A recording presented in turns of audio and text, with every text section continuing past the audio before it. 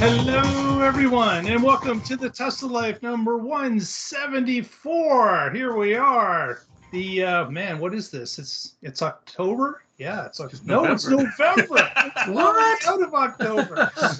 The 4th of November. Here we are live, and we have a special guest with us joining us today. For the first time, we have Rafael joining us. Mr. Teslatino is with us today. How are you today, sir? Hey, thank you, Mark. Thank you for having me. I'm doing well. Thank you very much. Hi, Patrick. Hi, Casey. Hello. And just for the audience, Rafael, you're based out of Florida somewhere, correct?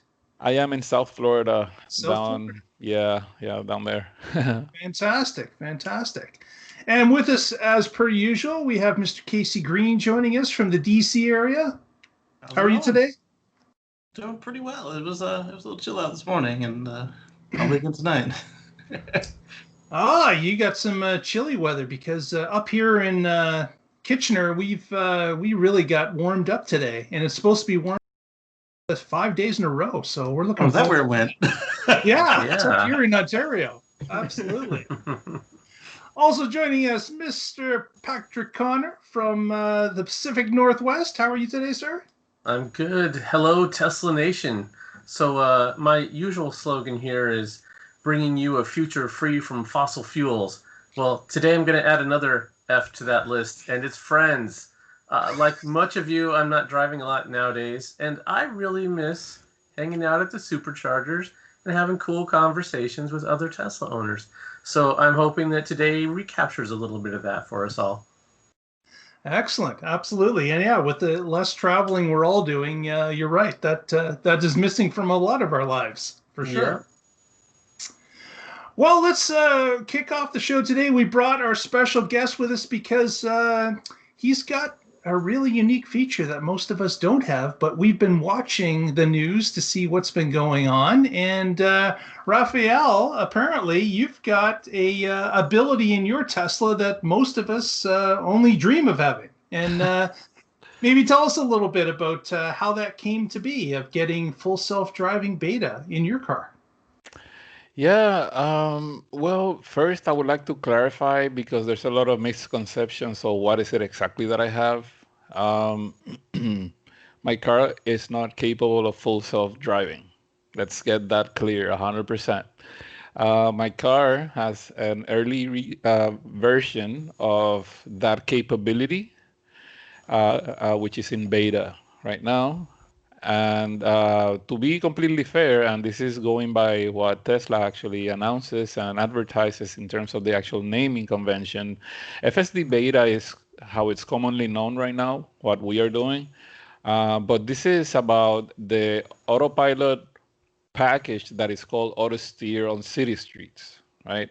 Mm-hmm. Yes, it's basically the full self-driving terminology, because the car can now make left and right turns, stop at stop signs, yield for pedestrians, and all that good stuff, and also handle some really awkward situations that, to be fair, I didn't think it was going to be able to handle any of them, but it's doing a pretty good job, which surprises me for being such an early release.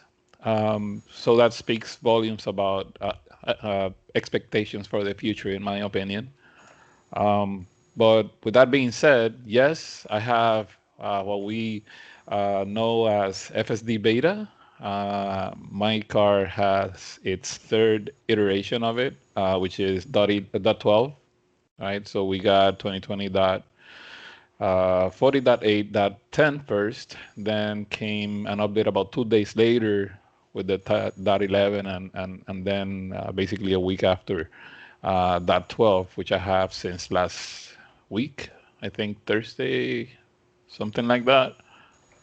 Not sure of the timeline exactly, but yeah, I'm on that one. So yeah, it's really cool, but a lot of people think it's all fun and games, and my friends, it's a lot of work. If you want to do a good job, right? Because I have heard, I've seen there's a lot of videos out there, but because we are quite a few people with it, but in my case, I'm putting only a fraction of the stuff that I test, because it's going to be too much footage. It's going to be too much content. And I'm concentrating on providing Tesla the feedback that they need. And whenever I have a chance, I cut some of that footage and I'm trying to put end-to-end drives so that people can see the capabilities of how it handles things. My last video, I showed even disengagements, right? Because the car may not be doing something right. So it shows how easy it is to take control. You really just have to be driving the car, but you're letting the car do things. And if you feel that something's not going to be optimal, then you take control, which is what I do, and then you report on it. So yeah, that's high level. That's what I have. That's what my car has right now. Very good. And with that, you talk about reporting. I guess you get an extra icon on your screen that most of us don't have, some sort of a camera or something that you can report instances that you feel Tesla should review. Is that correct? Yeah, so the new camera icon, what it does on that release is that it sends a snapshot, which includes not just video, but it's a tag for the incident of, for whatever reason you want to take a snapshot. It gives them information on the logs of the car, but the video also goes to them straight. So yeah, that's the whole point of that. So I can disengage the autopilot in different ways, like you all probably know, stepping on the brake, controlling the wheel, and whatnot. And any intervention by us, the drivers, it's being monitored, right? So Tesla is keeping an eye, the engineering team is keeping an eye on the cars that have the software, and the snapshot just helps them, give them more detailed information, and we also send them emails, and we have conversations with them about things that happen that we think could be improved. I also send them a bunch of other footage as well. So yeah, it's a lot of hard work, but it's fun because it gives me a window into the future, right? So yeah, it's really awesome. I can't believe how Tesla was able to pull this off so soon, even though it's got a lot of work still to go. I think they're on the right track. There's just so many, there's thousands upon thousands of edge cases and situations that humans can handle, and the AI is going to take care of those in time. Yeah, we were discussing how there's only, 20-ish people that have this so far. I don't know if there's an official number, but with close. With the amount of attention that Tesla is paying to these early drivers to make sure they're evaluating all of those situations, it's not like they could do that for thousands of people, because you have to have engineers who are working on this, and that's a relatively small team, looking at all of those and deciding whether or not they need to go into training or not, or what changes need to be taken into account. So it makes sense that you're getting updates fast and furious. It sounds like you've already got 2 or 3 of them. Yeah, so I'm gonna throw out some speculation on my part. I think it's pretty accurate, but take it as I'm saying it, as just my speculation, my opinion. I feel very strongly that I don't think we are the only ones, those people that you see online posting videos. I don't think we are the only people that have it. I think we are the only ones that are allowed to show it because of some history, of being able to communicate clearly on videos and whatnot, our driving habits, and it's a combination of things. But I feel fairly confident that there's more people than just the 18 or 20 of us that are showing it to the world, that are actually testing. I would not be surprised if there's more cars, say in Florida, in my state where I am, that may have it, that may be under NDA fully, right? But again, that's just, that's what I think I've seen, and knowing that Tesla always has people that are testing releases before they go out. Like this is just the first time that they decided to show some of that hard work that's being put out in the public, right? Which I think is a good thing. Um, if it's a marketing strategy, hey, I applaud it. I think it's Mm-hmm. genius. If it's not, and it's just whatever it is what it is. I personally think that this allows people to have a view of what that may look like in the future. So we need to make sure that we bring out the message clearly, that people understand that this is not a fully autonomous car that I am driving, right? Mm-hmm. I have to disengage because it's in development every now and then. Right. But I'll tell you what, those instances when my drives are full end to end without interventions are insane. They're crazy. Yeah. Yeah, that What has it done that surprised you? You know what? I was thinking about that earlier today, and I have to admit that even though this is simple for us humans, I think I tweeted about it yesterday. So the other day I was on a four-way stop, Mm-hmm. and the car was actually waiting for its turn. There were multiple cars on each direction, and the car knew when it could go based on when it got there, I think. And if it was a coincidence, it was an incredible coincidence. Mm-hmm. I will go as far as saying that it's not only once that I've seen it. I've seen it several times, Mm-hmm. and I actually have an answer for someone that tweeted about it, saying, "What if someone just goes when they're not supposed to go? What will the car do? Will the car hit them?" So I actually saw what happens. What happens is that in my case, in that test drive, someone went before me when it was my turn, and even though the car actually started moving, as soon as that other car started moving and went beyond the line, my car stopped. Mm. So, and then when that car cleared, the car then continued its path. It was insane. And the funny thing is that it says it on the screen. It says, waiting for turn. Oh, cool. It's nuts. I haven't recorded it. I may have it recorded, but I have piles and piles of video footage. I just don't have enough time to look at it all, you know? Well, since we got you there, what YouTube address could people come and see some of the videos that you've posted? What would that be? Yeah, so I have two YouTube channels. I have my my first channel that I created is Teslatino. So it's a merge of the word Tesla and me, right? Latino. So Teslatino. It's not Tesla Latino. Just let's get that straight because people confuse it, even though it's pretty accurate anyway, because it is what it is. But the channel is Teslatino, and then I have a Spanish only channel which is Teslatino Español.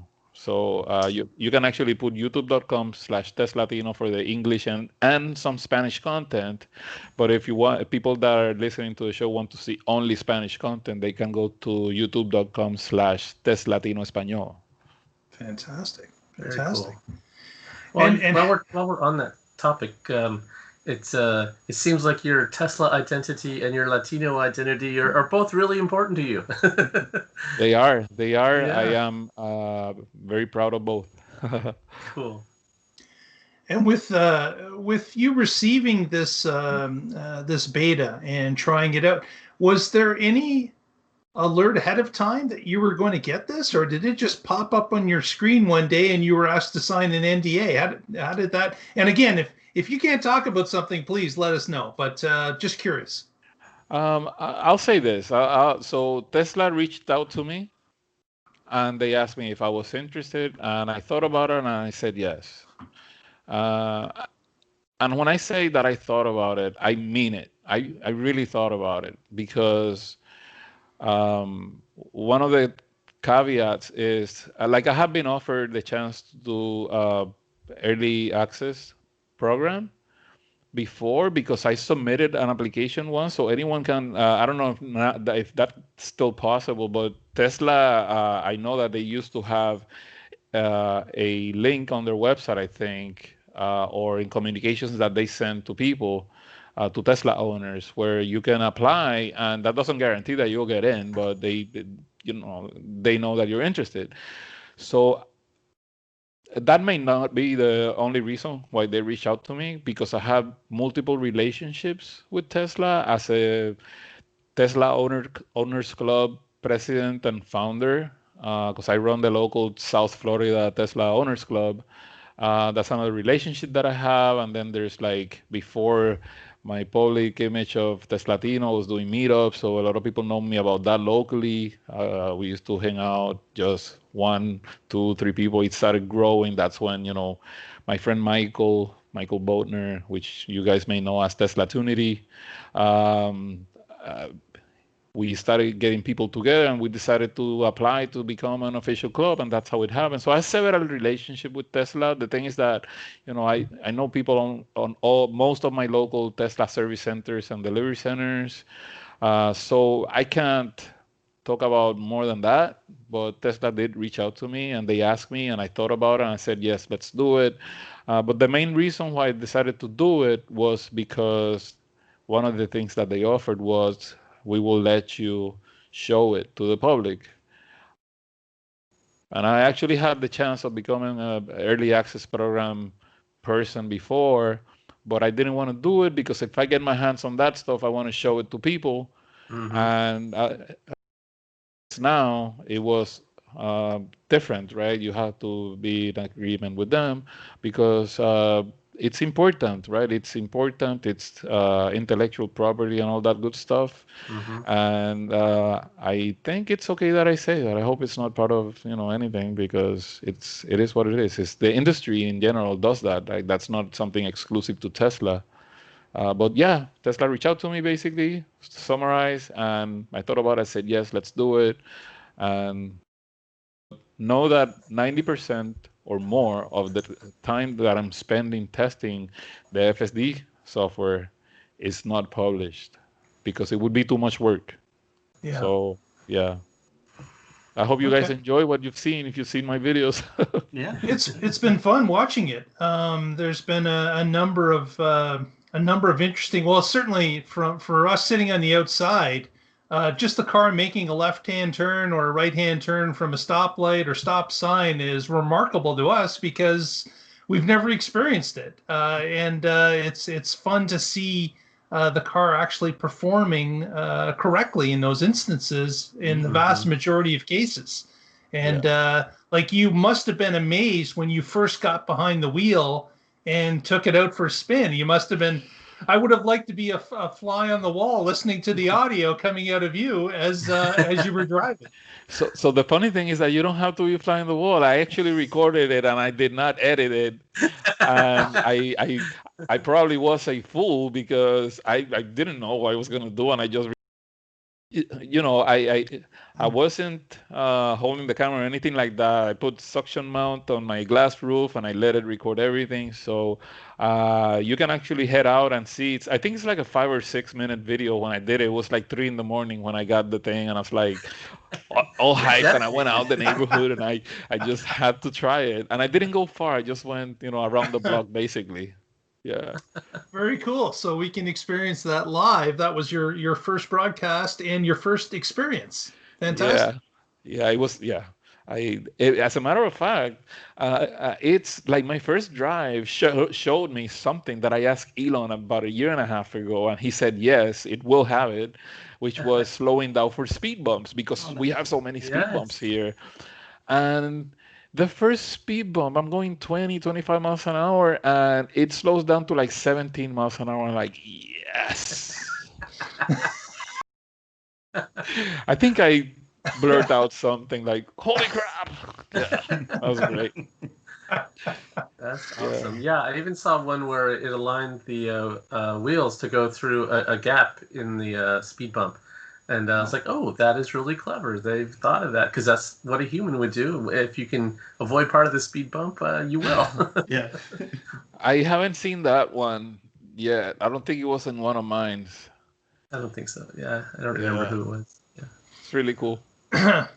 Fantastic. And you did share a video on Twitter of you coming home one night. I don't know if that was the first night or another, but I'm going to share that with the group here from your Twitter feed.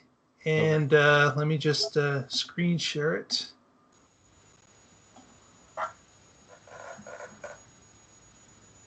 You guys seeing this? Not yet. Okay.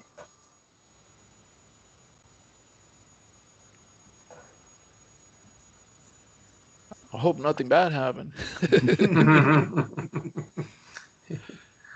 There we go. Is it coming up now? Yeah. Yeah, you can see it. Okay, it went to the end, so I'll start it over again. Oh yeah, I remember this. So Yeah. this looks like a 1980s Tron video. Yeah, it's I popping, used to huh? play this video game. Yeah, it's really cool. So yeah, what you can see there is so in the neighborhood there's like all these people have cars in their garages, but there's like probably more cars are parked outside in their driveways. So this is a visual representation so these are the bounding boxes. So you could probably understand by just looking at it that the red bounding boxes are stationary cars. I think during the first and maybe even the second version that I had, I think the cars, the same silhouette that you see on your autopilot was inside that bounding box. But in terms of, I guess maybe because of processing power and whatnot, uh, for the next or the latest release, which is the one I have now, it only shows the bounding boxes, so it uses less, it needs less processing power, is my guess. They change colors based on predictions, not executions.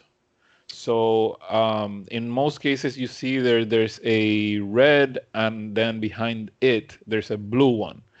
I believe that the blue bounding boxes are vehicles that are or can be in motion based on their position, but the car will not make a decision immediately until some action is required, right? So and then there's the yellow ones. I've seen when I was driving, I saw green ones.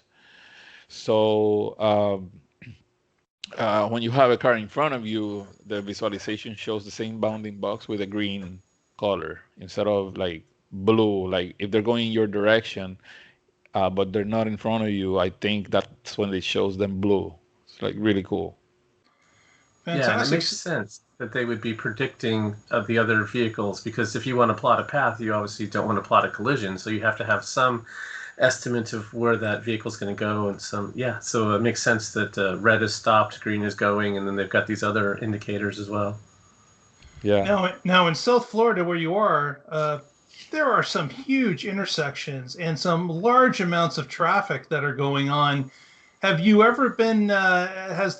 Has the processing power ever been bogged down with the number of different cars or boxes or items that are showing all up on the screen and going different directions all at the same time? No, what I noticed is that, so I'm guessing that you guys all have autopilot at least, where you can activate on city streets, maybe. Yeah. Yep. So it's basically the same behavior, just better. It's a little bit better. Cool. I haven't seen it degrade in the sense of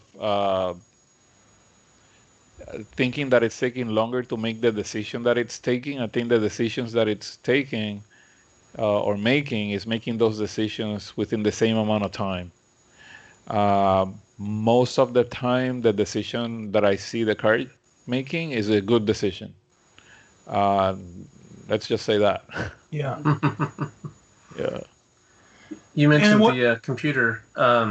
When did your car come with the hardware 3, or did you have to have the upgrade put in it? Yeah, so I probably I upgraded the hard way. I traded in my other car and I got this one with it. That is the hard way. That's Yeah, like how to there's get a no new way front I'm gonna door. let Michael have it for me. Let me buy another car. I'm joking, but yeah, that's how it happened. I bought the car in February of this year, and it already had it. Yeah. Oh, nice. Yeah, and then he upgraded after you, right? Yeah, actually, I think Michael just ordered a new. So now I'm gonna be behind him because his car's gonna have the automatic trunk, the heat Oh, pump, man. all the good stuff, the new consoles, like beautiful blue, you know. Yeah. But hey, I love my car. I'm in love with it. I almost love it as much as my family. You love your family a lot, man. I've seen some of your I do, videos. I do. I love them a lot. Yeah. And with this test that you're doing, I guess what has delighted you the most, and what has delighted or surprised you the most in your tests that you've done so far? I can. It's almost like seeing a robot. It's very hard to explain. So this robot doesn't have legs and arms, but you feel like it's almost articulating what it's about to do, and then it does it, and you're like, "Yeah, good boy, you did a good job there." I think that feeling of confidence.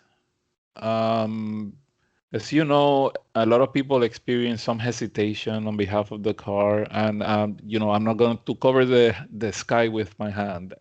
It's not perfect yet, but this is a lot better. This is at another level, right? The confidence on which the car is making these decisions is incredible. I think the way so a good example is something really basic. I don't know how you feel about taking off from a traffic light behind cars or without cars in front of you. But my car is on fire right now. It's insane the way that it takes off. So it's like just like me. It just acts like a person. It doesn't just sit there like waiting and then calculating if it can go or not. It goes when it's supposed to go, and it stops when it's supposed to stop. It's insane. It's crazy.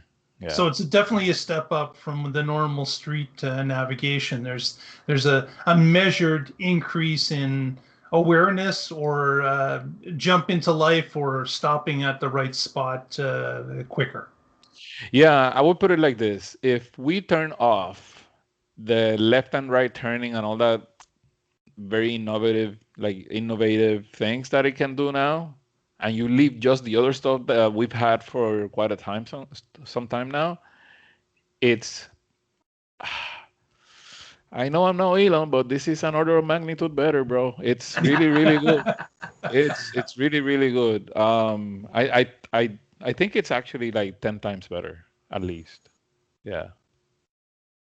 That's great. So even if they decide to roll these out slowly, even if they just improve the features that people already have, so that it acts more confidently and with higher precision, that alone would be great, like you said. And then yet the fact that they're going to do even more, that's awesome to hear. Yeah, it's totally next level. I can say it with confidence. I can put money on that bet. It's really, really, it's a lot better. And on top of that, the icing in the cake is that it's beginning to drive on its own, little by little. And you have, as mentioned, you have received a couple of updates. Have you seen a problem that you had in an earlier release and it's been solved by the second or third release? Have you seen that? I have seen improvements. Okay. If I understand your question correctly, yes, I have seen improvements from, especially if I compare dot 10 with dot 12, which is the one I have right now. Yeah, for sure. And today is Wednesday, so I wouldn't be surprised if we get something within the next day or two. Because I'm expecting quick updates at least, it seems like it's going to be quite frequent. So I'm thinking frequent might be once a week. Yeah. I mean, Elon tweeted it, I think. 5 to 10 days, I think he said. Yeah. So that's once a week. Yeah, that's insane. But you know what? I don't I don't need an update because my work is ongoing. I'm not going to be done. The more feedback I can give Tesla with the current release, especially if it's different types of feedback, I think better, right? That helps avoid regressions, right? I on my day job, I do a lot of software testing as well. So, Oh, um, you know how to do a bug report in a way that has all the right data that they need to work it out. That's really good. yeah, yeah. And in my day job, I work on 2 week sprints. I'm under the agile methodology. I'm a scrum master. I do all these kinds of stuff. Sometimes I change hats and I'm a tester, but go through all the cycles. So I feel fairly confident that I'm a good person to do this because of my background, both on cars and on software. So I hope my feedback helps, and it seems like it has because the feedback that I got back from Tesla about my feedback has been really good. So I appreciate that, and I think we have a good synergy there. You know. Very good. Very good. Well, let's wrap this up on the FSD platform. Any last comments or questions, guys? Yeah, I've got a final question. So as you pointed out, this You're a bit quiet there, Patrick. You changed mics on you.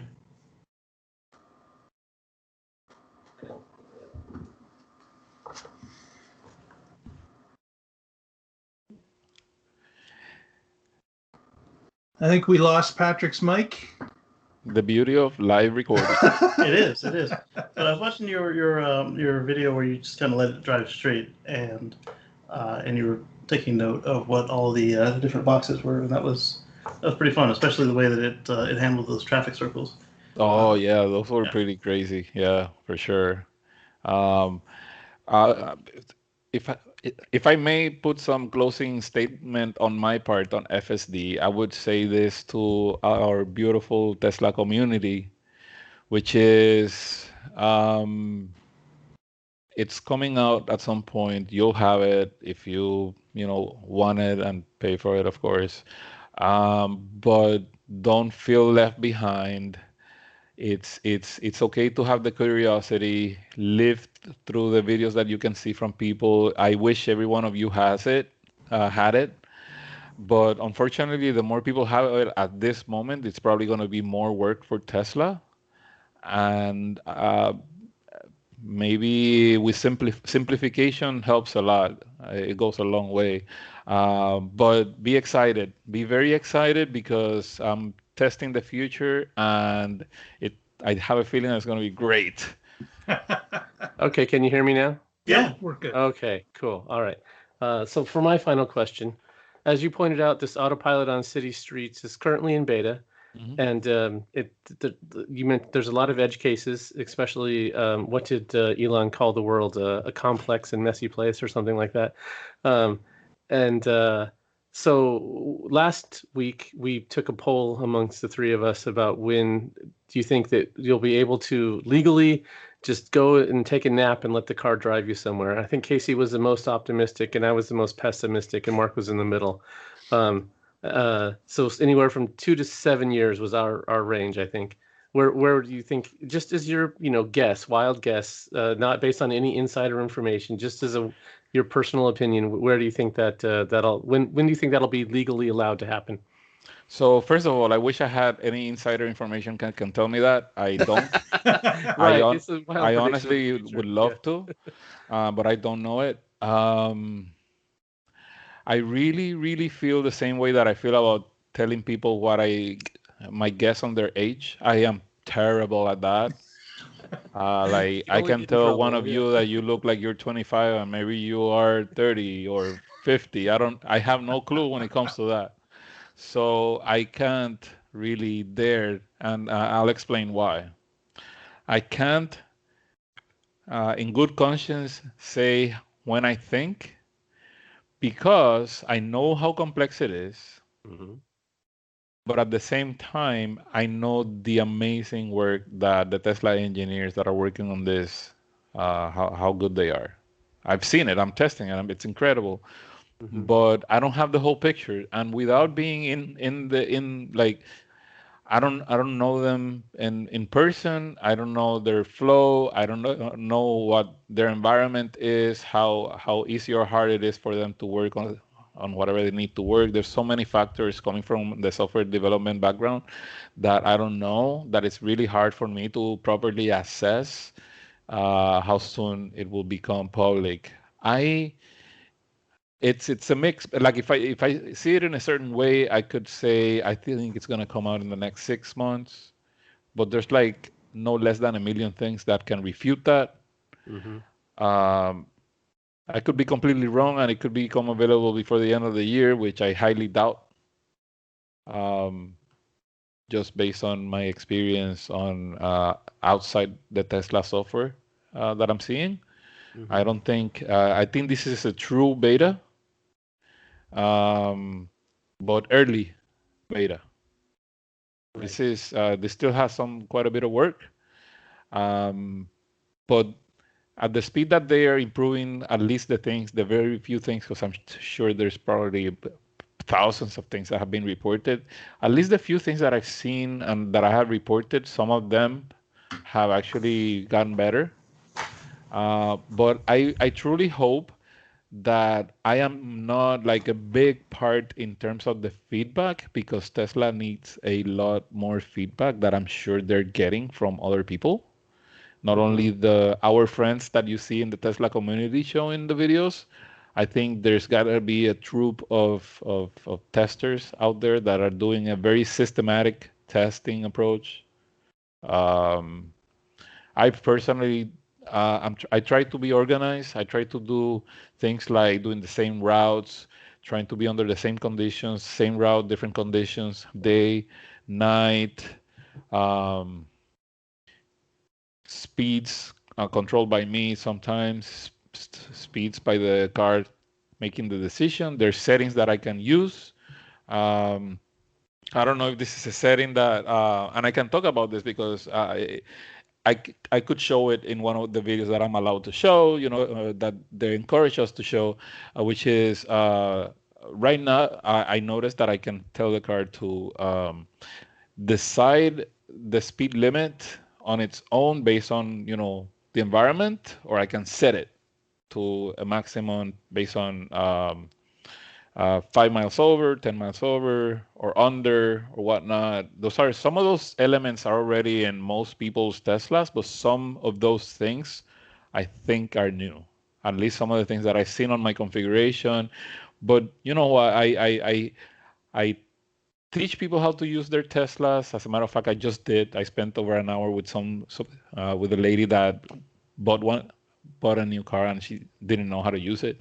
I do that, and even I find things in the car. There's so much to learn, and some of Yeah. those things that I'm seeing on the FSD may already be there and I haven't noticed. But I do think that there are some settings that are new in terms of the speed and how we have the Mad Max, we have average, we have mild, or we can shut that down. So things like that you can adjust. So I try to test different scenarios under the same routes, and right now I have about, I don't think I have 10, but close to 10 different routes that I frequent.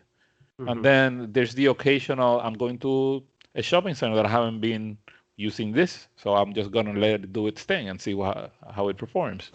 And I report on those. But I have uh, almost 10 routes that I take consistently to see if it keeps doing the same things good, or if there's anything of concern. So, in order to do a good job at this and not just have fun with it, you have to be systematic on doing it. So I hope that I'm doing that the way that Tesla needs it, because if not, I don't even want it, because I don't want to cause more trouble than good for them. Right. Very cool. Well, that's fantastic.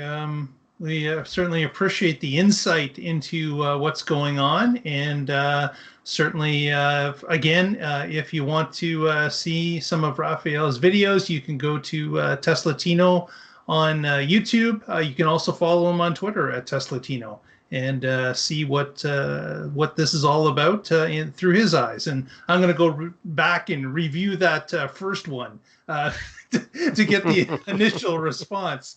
I don't know how I missed that part, but so much content. I will definitely go back and check that out. Yeah, I try to contain myself because I don't want to be overly excited and make a mistake. You know what I mean? I appreciate that because, as you mentioned, some folks it gets the best of them. But you know what? I have been super excited, screaming out of my lungs, saying, "Oh my God, it's incredible! I can't believe the car just did that!" You know, like right? I do have those, but I try to control myself so that I can help relay the message. Well, English is not my main language, so you know, I try to put the right message out there. So I have to control myself. I also suffer from stuttering, and it's really hard to me to not stutter. It's something that I had all my life.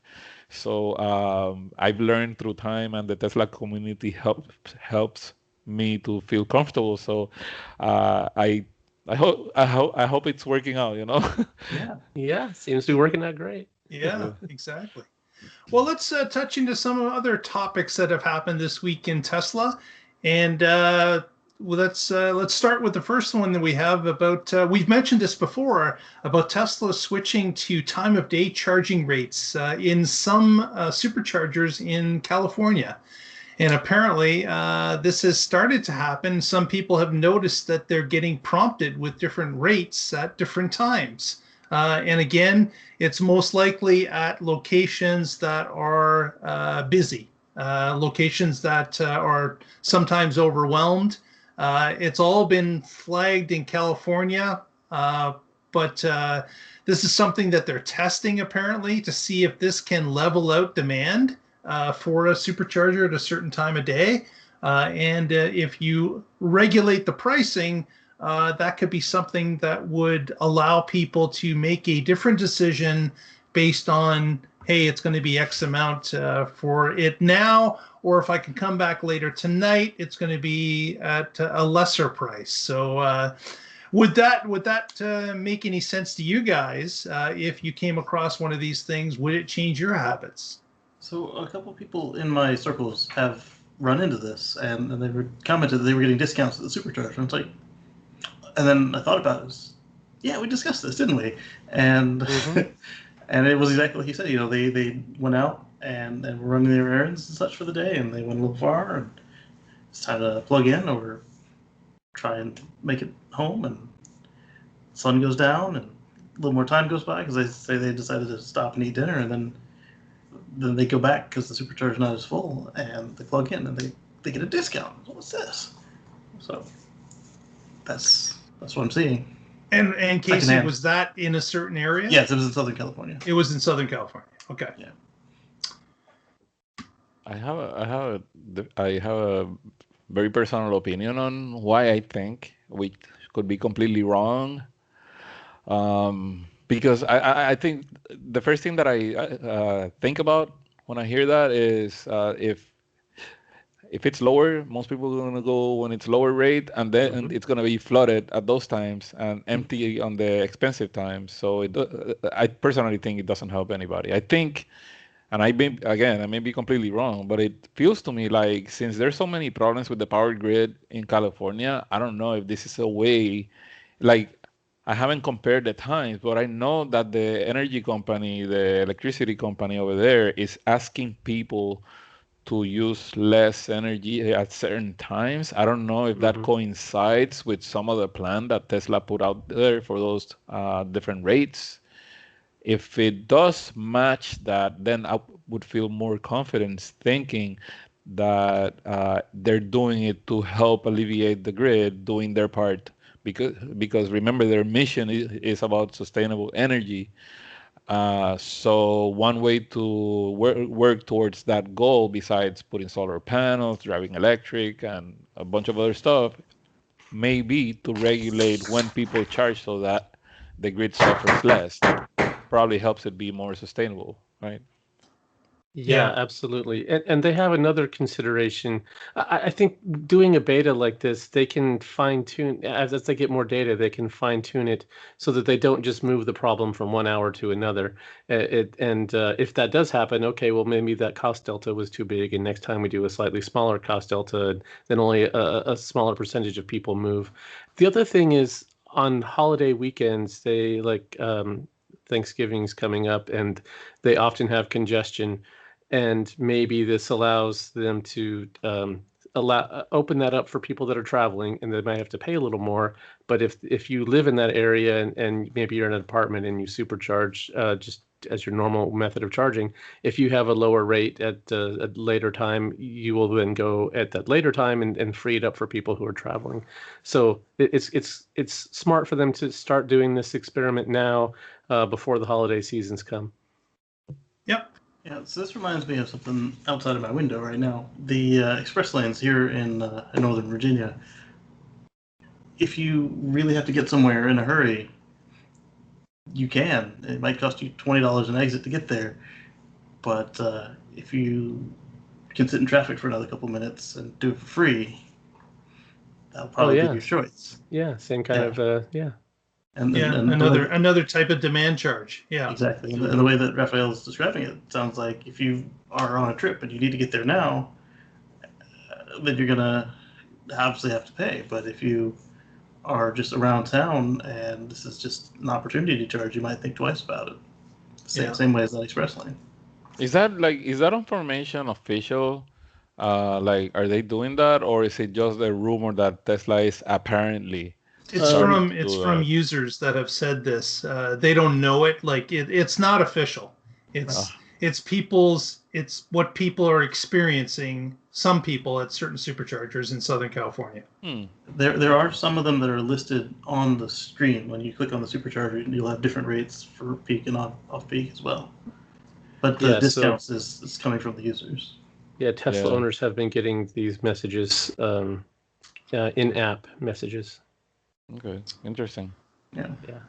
Another story we're going to touch upon is worldwide EV sales. Apparently, Tesla has now taken 18% of complete worldwide EV sales up until October of 2020. So 10 months basically into 2020, Tesla worldwide has sold 18% of all EVs in the world during that 10-month period. So we touched upon this before we started the show, and Patrick, you thought that this was a little bit light. Yeah, I mean, just looking at the EVs that I see driving around, and Teslas are probably 50% of the market. So I was surprised that it was as low as 18%. And certainly as Model Y volumes start to ramp, I think that they'll gain more. And just, I don't want to disparage other EVs because any electric mile is a good mile, but there's really no competition as far as range or performance or a charging network. Certainly there's some competition on price, and if that's what you're sensitive to, I'm glad there's options for that. But I expect to see this number creeping up, not down, even as more competition comes out. I'm going to be devil's advocate right now. I'm going to disagree with that and tell you why. I love this because I love the difference in opinions is really healthy to expand our knowledge. I want to learn more, so help me out, guys. I think one of the reasons, if those numbers are global, so in the United States, we live in a bubble. Very true. I've seen it. It's insane. People that live here think there's nothing better than here because they haven't gone to other places in terms of, EVs or rockets or whatnot. Yeah, we are leaders in many areas. But here's the thing. I think that number, do you have the number for China, for example? I was looking at the list of companies they have in here, and I expected to see Geely and Candy and some other China brands, and they're not. It's Tesla, Volkswagen, Renault, Nissan, Hyundai, Kia, and BMW is what they have listed. Because I know that in China, for example, the number of electric cars is exponentially more than what Tesla sells. Because an EV is not just a full-fledged car, right? Yeah, some of them are vehicles that just go around town, slower speed EVs. Right. Or like what we Scooters. call normal speed, but less range because they can stay within a geographic area that doesn't require a lot of range based on their usage. But I don't know. I mean, it's interesting because if you look at it from the point of view of vehicles like Tesla, I mean, there's no other car like Tesla. No. All these other EVs right now are far inferior. And I say it with pain in my heart because I want other companies to be better than Tesla because that's going to help Tesla's mission even more. And there's enough people out there. Not everybody likes a particular style of car. Tesla's not for everybody. No matter if your thing is only EV and you want the best EV, yeah. But you know, if I had the money to buy a Porsche Taycan right now, I'll probably buy it. Car's beautiful, regardless of the range. But I'm a performance guy, and I love performance. That's why I have a Performance 3. But I am also aware that I love the way that Teslas look. The visual identity of the car is insane. I love it. But it's not for everybody, right? Like, you know, you're wearing a black shirt, you're wearing a blue shirt, and not everybody has the same taste. We need more EVs, and I think that's going to help. But if it's supposed to be competing with Tesla, Tesla should be more than that 18%, I think. I agree with that, but I think overall the world is too big.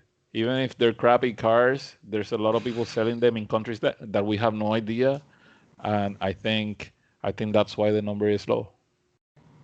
Yeah, I thought if it would include the Chinese, but it's interesting that the article doesn't really state them. So yeah, they say SAIC is now number 6, and that is a Chinese automotive manufacturer. But they've only got 110,000 vehicles in total. So how many? That's is number 6. Oh no, I'm with only 110 units. That's so significantly lower than the number 5. Yeah, they sold 110 units, and they're number 6. This can't be right. Yeah, I must be reading this wrong. That doesn't make any sense. Yeah, because you're right. It does. That doesn't. Because number 5 is Hyundai Kia with almost 86,000 units, and so this can't be 110,000. That would put them above that, and it can't be 110, or they wouldn't be even in the top 10. So I don't know what this is supposed to be. Well, we'll just leave that as that because we're not sure what's going on with that. But our next story is that there is an update coming for all the regular Teslas out there. We've got an Autopilot and a Spotify update that's coming next. And Rafael, I don't think you're going to get this, are you?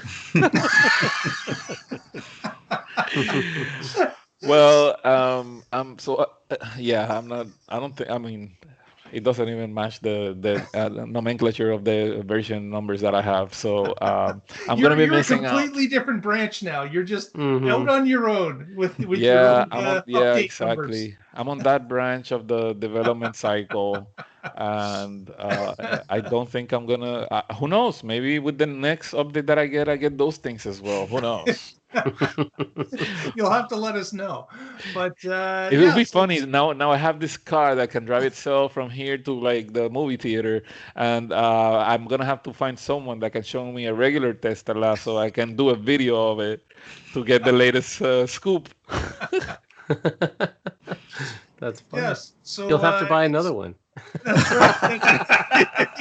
Yeah, problem solved. And another story we're going to touch upon is that our favorite white hat hacker, GreenTheOnly, has found some, I guess, what he calls breadcrumbs in some code that indicate that 5G and Wi-Fi hotspotting may be coming to Tesla. So that's not a huge surprise. Obviously, as we move everyone's cell phone from LTE to 5G, of course, Tesla is going to follow that path as well. Not a big surprise there. And of course, as things like Rafael's testing continue along, at some point, we will be watching Netflix in the car as the car drives itself. So that's when certainly a higher data rate will be used in a car. And some of these things, it's good to see that Tesla is working on or thinking about. Maybe not going to be showing up shortly, but it's great to see that the thought is there to increase. You know, it's funny because today, so I have my cars going undergoing some repairs because I curbed one of my wheels and I dented that side of the car a little bit. And this is so funny, and it's related to the 5G thing you're saying. Just bear with me for a second. I'm at the body shop today, and I'm freaking out because I think suddenly I thought my car was spitting out a Wi-Fi hotspot signal. And the reason why I say that is because this place where I was trying to connect to their body shop Wi-Fi, and I kept going to my Wi-Fi settings on the phone, and there were two Teslas. One of them was my car. The other one was a wrecked car that they were fixing. And there were these two access point names on my Wi-Fi list that I could connect to. I'm like, that is so weird, right? Because the shop itself has two, a guest and a private Wi-Fi hotspot. And there are these two things. And I've never seen that before. They look kind of cryptic. And I don't think it was my car, but who knows, right? Like, I don't even know what my car has. I only know what they're showing me. Tesla employees don't know what my car has. You know, like, it's crazy. Yeah. I hope they do that, but I don't know if it's going to make any sense, you know, money-wise to them, because they have to pay for that data. Well, with people starting to pay for their own premium connectivity, they're starting to flip the bill themselves. So I could see that down the road, when someone buys a car, there might be several stages of connectivity you can purchase into, and that some of that may include a data limit if you're going to Wi-Fi hotspot it. So I could definitely see that that could be something coming down the road. So that would be genius if Tesla does that. You know how much money they can get with that? Yeah, I might be reading this wrong, but I'm just seeing it as they're changing from a Broadcom part to a Cypress part, as their because it already has Wi-Fi capability to connect to your home Wi-Fi or the Wi-Fi at the service center. So, and there have been, now that they're using Bluetooth Low Energy for the key connecting to your phone, there have been some people having problems with certain phone types. So if they've found a better Bluetooth controller that has better compatibility to resolve some of those problems, that this might have nothing to do with hotspots. But I don't know. I mean, like Green said, they're just breadcrumbs. Yeah. Yep, they're just they're kind of reading the tea leaves that he sees. So there certainly could be some. This is speculation, but it is interesting speculation for sure. And our final story of the night is a little update on Tesla GigaFactory in Texas. Texas. Yeah, it's obviously it's on schedule. They indicate, but a think tank in the Austin area talked a little bit about the 9,000 jobs that they expect to come from the Tesla factory. And they believe that with the spin-offs and other industry that's going to be supplying Tesla and things, they believe that 9,000 number is way low. They believe you're more in the area of 15,000 jobs created for the region. So that's fantastic. If you're in Austin area, you've got more people that are going to be employed and more jobs available and more choice available. So and as we've seen in some of the videos, we've now got some actual concrete pouring has happened for bases. We even have a couple of test I-beams that are up and put together. And of course, at the other end of the job site, it looks like we've got the bases for the stamping machines that are being poured in concrete and expanded. And what shocks me is every time I see one of these videos, it's how long the site is. Like just when they go from one end to the other, you can see all the concrete blocks forming what's going to be the base of the building. And it's just incredible, the size of this thing. It looks to me larger than the Shanghai example as well. So I'm not sure. I don't have actual proof of that, but just the length of it looks longer. Don't tell anyone, but I want to buy a house in Texas. You know. Well, I hear there's lots of jobs coming, so yeah. Oh, I don't need a job in Texas. I just need a house near the factory.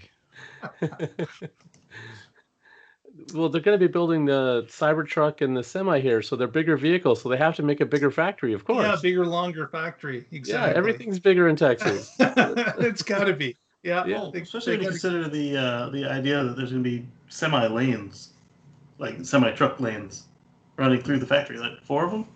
So really, it's got to be big. Yeah. Did they say they're going to have? Wow. Yeah, Elon confirmed it. They're going to be covered highways through the factory. Wow. Yeah.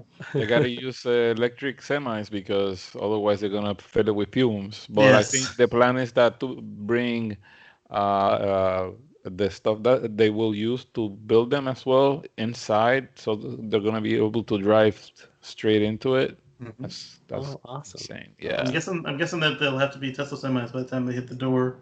Otherwise, like you said, it's not going to be quite copacetic. Right. Yeah. So if a diesel semi pulls up, they'll be like, "Nope, drop the trailer and get out of here." Turn around and go. Absolutely. Well, with that, if you haven't already, please give us a thumbs up on the video. We would appreciate that. And if you haven't subscribed, I don't know what you're waiting for, because it's free and you may as well do it now. So go ahead and subscribe and help us out. You can follow us through the week on our both our Twitter feed at The Tesla Life and, of course, on our Facebook, which Patrick narrates for us. Thank you, Patrick. The Tesla Life #1. So feel free to follow us for news throughout the week on those forums as well.